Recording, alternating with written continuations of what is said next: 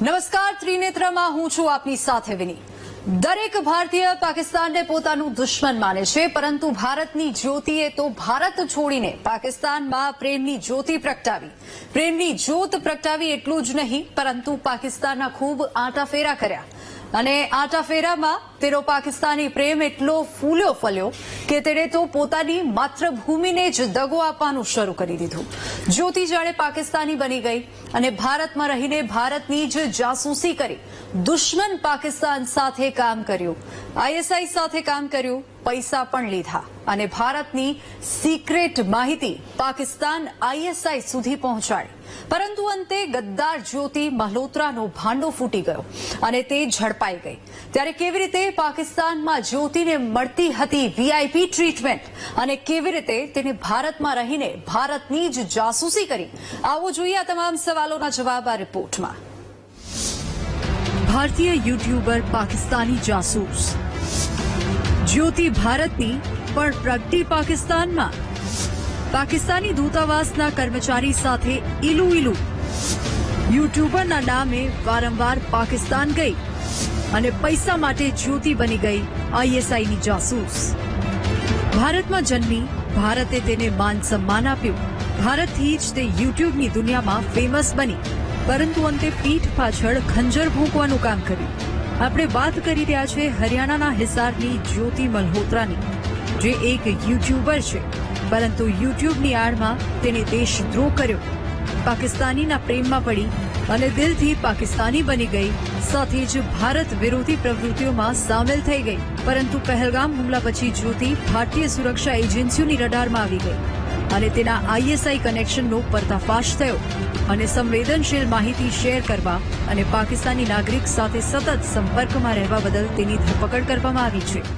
Developing her as an asset और जैसे she was in touch with other YouTube influencers जो है जिसको कहते हैं आज के डेट में, जो हमारे देश के और भी जो इन्फ्लुएंसर्स उसमें भी टच में थे. They were also in touch with the PIOs और उनके सोशल गैदरिंग वगैरह में भी जाना होता था. जैसे मैंने बताया कि मॉडर्न वॉरफेयर में बस हम उसको बॉर्डर पर नहीं लड़ते, ये भी एक वॉरफेयर है जहाँ पे वो रिक्रूट करके और इन्फ्लुएंसर से अपनी नैरेटिव पुश करने की कोशिश करना और यहाँ के जो सॉफ्ट पावर को के थ्रू यहाँ पे अपने इमेज को सो कॉल्ड डिस्टॉर्ट करना, ये सब सारी चीजें कोशिश चल रही थी. પાકિસ્તાન એસેટ તરીકે જ્યોતિને કરી રહ્યું હતું ડેવલપ.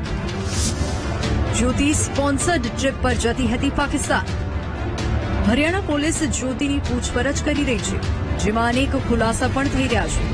એક એ પણ ખુલાસો થયો છે કે જ્યોતિ ભારતમાંથી હાંકી કાઢવામાં આવેલ પાકિસ્તાની અધિકારી દાનિશની નજીકની હતી. આ વાતનો ખુલાસો તેમની યુટ્યુબ ચેનલ ટ્રાવેલ વિથ જો પર અપલોડ કરાયેલા એક વિડીયો દ્વારા થયો હતો. પોલીસ પૂછપરછમાં પણ જ્યોતિએ આ વાતને કબૂલી છે. પાકિસ્તાની નેતાઓ અને અધિકારીઓ સાથે હતા જ્યોતિના કનેક્શન. પાકિસ્તાની દૂતાવાસની ઇફતાર પાર્ટીમાં પણ સામેલ થઈ હતી જ્યોતિ. જ્યોતિએ ગત વર્ષે 23 માર્ચે પાકિસ્તાનના નેશનલ ડે પર ત્યાંના દૂતાવાસમાં ઇફતાર પાર્ટીમાં ભાગ લીધો હતો. તેને તેનો વિડીયો પણ પોતાની ચેનલ પર અપલોડ કર્યો હતો. જ્યારે તે પાકિસ્તાની દૂતાવાસ પહોંચી ત્યારે દાનિશે ખૂબ જ મૈત્રીપૂર્ણ રીતે તેનું સ્વાગત કર્યું અને બંને એકબીજા સાથે એવી રીતે વાત કરતા હતા જાણે તેઓ એકબીજાને ખૂબ નજીકથી ઓળખતા હોય. આ સાથે જ તેણે અહીં કેટલાક પાકિસ્તાની અધિકારીઓ અને નેતાઓ સાથે પણ મુલાકાત કરી હતી. पाकिस्तान एम्बेसी के इस प्रोग्राम में जो भी पहुंची हुई हैं, आप सभी परिचित है कि इन्होंने भी पाकिस्तान के काफी अच्छे टूर्स किए हैं और काफी लोगों को वहाँ के बारे में बताया है. जो आज पहुंचे हैं, आज पाकिस्तान डे के मौके पर कैसा लग रहा है? जी अच्छा लग रहा है. यहाँ पे हमें बुलाया, स्पेशल इनविटेशन था, तो इंडिया की तरफ से हम अपने आप को रिप्रेजेंट कर रहे हैं. We are proud to be an Indian. સૌથી મોટી વાત તો એ છે કે આ દેશદ્રોહી જ્યોતિ આતંકી હુમલા પહેલા પહેલગામના પ્રવાસે પણ ગઈ હતી અને પહેલગામની बैसरन घाटीમાં તેને પોતાનો વિડીયો પણ બનાવ્યો હતો. अभी वो पूछताछ चल रहा है. पहलगाम हमले के पहले बिल्कुल गई थी, उसके पहले वो मतलब उसके आसपास वो पाकिस्तान भी गई थी. तो इसमें आपस में क्या लिंकेजेस हैं वो हम स्टैब्लिश कर रहे हैं. ठीक है. और उसके का दूसरे जो इन्फ्लुएंसर है, सोशल मीडिया इन्फ्लुएंसर, उनके जरिए से नैरेटिव सेट करना चाहती है. क्या आप लोग रडार पे कितने ऐसे हैं सोशल मीडिया? तो जो इसके थ्रू और भी जो इंडियन कॉन्टैक्ट्स हैं, तो हम उसको भी इन्वेस्टिगेट कर रहे हैं. तो हमें कुछ लीड्स मिली है कि कुछ और लोग भी इन्वॉल्व हैं, तो वी आर इन्वेस्टिगेटिंग दैट और कौन उनके साथ इन्फॉर्मेशन कर रहा था शेयर। और तो 2-3 दिन में हमारे चीजें और क्लियर हो जाएंगी, हमारे फॉरेंसिक एनालिसिस भी हो जाएंगे, जब तक उनके डिवाइसेस की we will be able to brief in better. હવે જ્યોતિના પાકિસ્તાન સાથેના કનેક્શનની વાત કરવામાં આવે તો તે ટ્રાવેલ વિથ જો નામથી યુટ્યુબ ચેનલ ચલાવે છે। જ્યોતિ પાકિસ્તાનને એક્સપ્લોર કરવા માંગતી હતી। વિઝા માટે તે દિલ્હી, પાકિસ્તાનમાં દૂતાવાસમાં ગઈ હતી। પાકિસ્તાની દૂતાવાસમાં દાનિશને મળી અને નંબરોની આપ-લે થઈ। વિઝાના બહાને જ્યોતિએ દાનિશ સાથે ફોન પર વાત કરવાનું શરૂ કર્યું। પહેલીવાર 2023માં જ્યોતિને પાકિસ્તાનના વિઝા મળ્યા। દાનિશે પાકિસ્તાનમાં અલી અહવાનને કહીને તમામ વ્યવસ્થા કરાવી। અલીએ જ્યોતિનો આઈએસઆઈના અધિકારીઓ સાથે પરિચય કરાવ્યો। આમ જ્યોતિનું પાકિસ્તાની જાસૂસી એજન્સી સાથે ભીંડાણ થયું અને ત્યાંથી શરૂ થઈ દેશદ્રોહીની દેશ વિરોધી પ્રવૃત્તિઓ। જ્યોતિને પાકિસ્તાનમાં વીઆઈપી સુવિધાઓ પણ મળવા લાગી હતી। 2024માં જ્યોતિ ફરી પાકિસ્તાનના પ્રવાસે ગઈ। પાકિસ્તાનથી પરત ફર્યા પછી તરત ચીનની મુલાકાતે ગઈ। ચીનના પ્રવાસે જતા જ જ્યોતિ સુરક્ષા એજન્સીઓની રડારમાં આવી। ચીનમાં તેને લક્ઝરી કારમાં જ્વેલરી શોપ સહિત ઘણી જગ્યાએ પ્રવાસ કર્યો।